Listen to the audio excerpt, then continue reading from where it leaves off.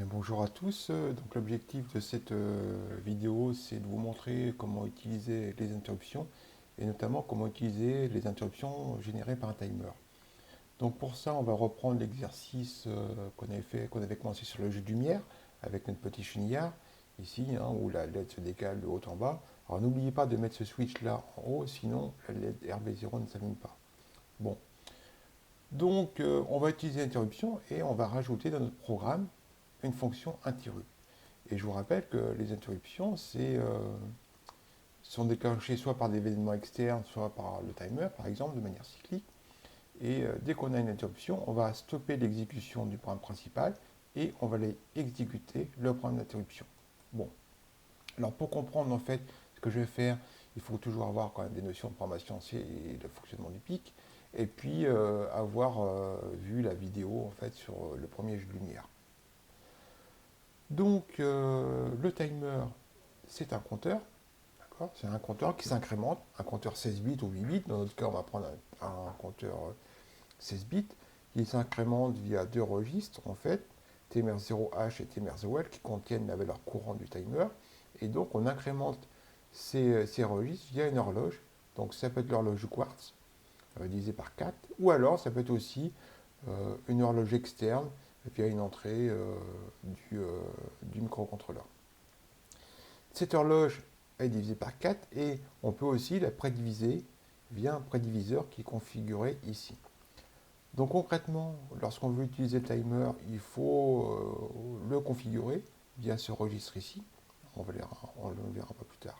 Et la particularité en fait de fonctionnement du timer, c'est que à chaque overflow, à chaque fois qu'on va repasser à zéro, à chaque fois qu'on a un débordement, on a génération d'une interruption. Et cette interruption, en fait, elle est indiquée par l'intermédiaire de ce flag ici, tmr0if. Bon.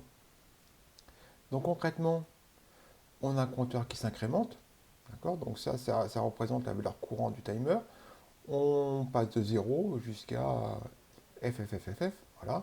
Et à chaque fois qu'on va repasser à 0, on a une interruption. Donc concrètement, ça veut dire que entre ce moment-là et ce moment-là, il s'est écoulé un temps delta t. Ce delta t peut se calculer via cette formule-là. D'accord. Donc concrètement, 65 536, c'est 2 puissance f, 2 puissance 16. Voilà.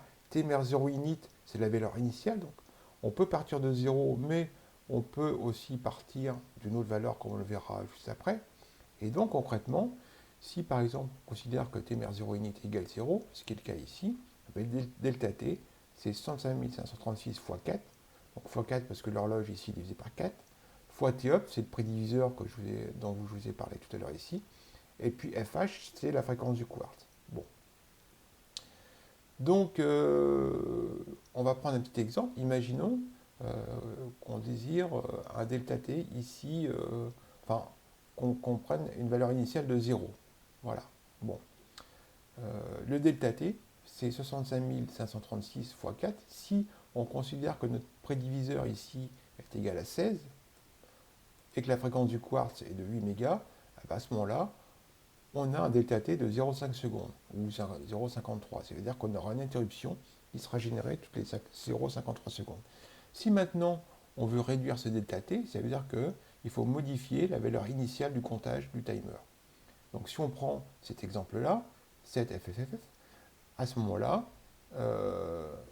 delta t, c'est égal à 32 569, fois 4 fois 16, divisé par 8 10 puissance 6, c'est 0,26 secondes. Bon, toujours pour un TOPS de 16. Et ça veut dire qu'ici, qu'à chaque interruption, il faudra recharger la valeur initiale dans le timer pour avoir une valeur initiale, de 32 767. Bon.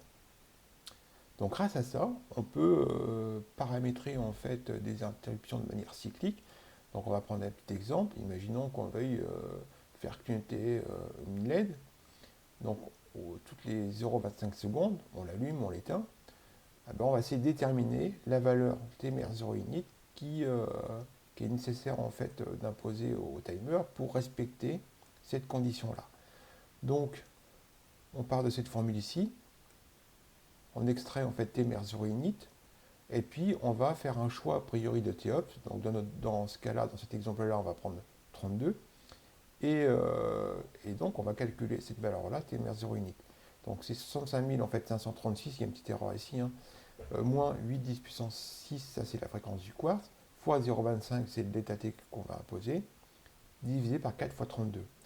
On obtient TMR0 init, qui est de 49 910 en décimale. Et ça, on va le transformer en hexa pour pouvoir séparer, en fait, la partie haute et la partie basse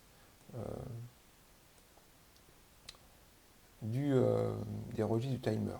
Donc TMR0H, ce sera 0C2, et puis TMR0L, ce sera 0F6.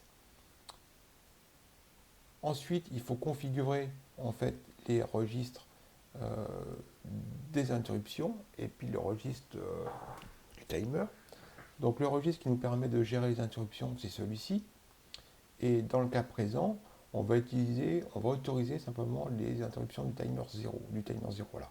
Donc ce bit-là permet d'autoriser de manière globale les interruptions.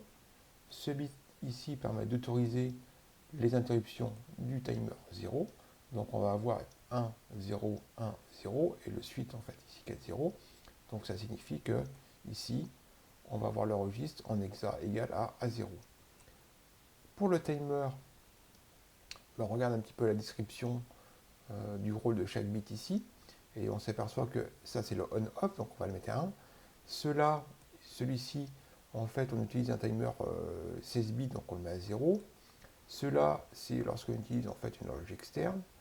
Donc ça, c'est pour autoriser ou non le prédiviseur. Et ensuite, on utilise un prédiviseur de 32. On divise l'horloge par 32, ça va faire 1, 0, 0, 0. Donc concrètement, on va avoir 1, 0, 0, 0, 0, 1, 0, 0. Donc ça veut dire que ce registre-là sera égal à 0,84. Et maintenant, il suffit de faire un petit programme d'interruption. Donc, comme je vous l'ai dit, il faut commencer par paramétrer le timer ici. Donc c'est ce que je vais faire. Voilà.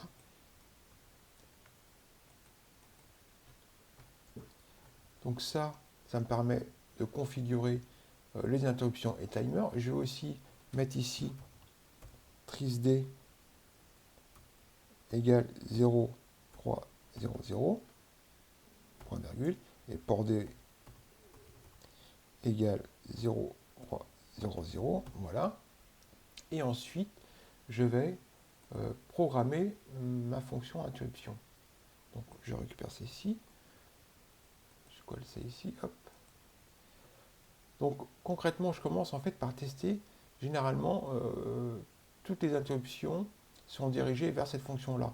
Donc ce qu'il faut faire dans un premier temps, c'est d'essayer de voir quelle est la source de l'interruption. Donc c'est pour ça qu'ici, même si ce n'est pas forcément nécessaire dans le cas présent, on va ajouter ce test-là pour savoir, pour vérifier que c'est bien le timer 0 qui a généré l'interruption. Donc si ce n'est pas le cas, on ira faire autre chose. Donc concrètement, si c'est le timer 0 qui a généré l'interruption, on va exécuter ce petit programme-là. Voilà. Concrètement, j'allume ou j'éteins les LED. Et ensuite, ne pas oublier de recharger en fait, de recharger les valeurs dans le timer 0, donc les valeurs initiales, et de remettre le flag à 0. Sinon, on restera bloqué là-dedans. Donc, je vais compiler. Voilà, ça va marcher. Donc, concrètement, ici, je vais recharger mon programme. Lumière. Et là, on voit que mon programme se met à clignoter. Voilà. Et si, par exemple, j'oublie de remettre en fait, le flag ici à 0, ben, on va rester bloqué dans le programme d'interruption parce que le flag ne sera pas remis à 0. Donc je vais vous montrer ça tout de suite. Voilà. Hop. Et là, on voit très bien que si j'oublie de remettre à 0 ce bit-là, ben, en fait, on reste bloqué ici. Et puis, de même, si ici j'oublie de recharger les valeurs initiales dans le timer 0, ben à ce moment-là, mon delta t désiré ne sera pas respecté, il sera beaucoup plus long. Vous voyez, donc ça doit être de l'ordre de 0,5 secondes, voire 1 seconde. Donc ne pas oublier de faire ça. Donc voilà, donc je pense que j'ai tout dit. Hop, on va revenir ici. Je vais recompiler. Point. Et donc voilà ce qu'on veut faire. Donc ça veut dire concrètement qu'on est capable de gérer deux tâches simultanément. Donc le programme principal permet de gérer le décalage de cette ligne-là, et le programme d'interruption permet de gérer cette tâche-là. Donc voilà, c'est maintenant terminé, donc je vous laisse le soin de refaire ce petit programme. À bientôt.